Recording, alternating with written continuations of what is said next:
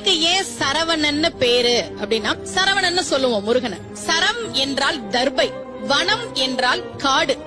தர்பை காட்டிலே பிறந்தவன் என்பதால் அவனுக்கு பெயர் சரவணன். கந்தசுவாமி எப்படி சரவணனா பிறந்தார் அப்படின்றத நம்ம திருப்புகள் சொல்லுது.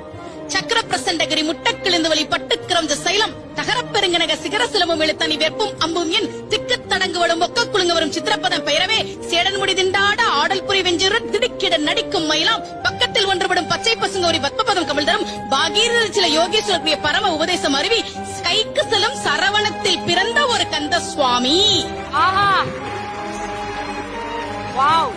சரவண பொய்கையில் கந்த சுவாமி 6 நெருப்பு பொறிகளாக வந்து சேர்ந்தார். அதனால அவருக்கு பேரு சரவணன். அது ஏன் 6 நெருப்பு பொறியா வந்தார்? ஏன் அவருக்கு 6 முகம்? சிவபெருமானுக்கு 5 முகம், பார்வதி தேவிக்கு 1 முகம். இந்த இரண்டும் சேர்ந்து சிவசக்தி சொரூபமாக முருகப்பெருமான் இருக்கிறான் என்பதால் தான் அவனுக்கு 6 முகம். இதெல்லாம் கந்தபுராணம் சொல்கிற செய்தியை தான் நான் உங்ககிட்ட சொல்லிட்டு இருக்கேன். அந்த முருகப்பெருமான் சரவணனாக இருக்கக்கூடியவனை உன்னையே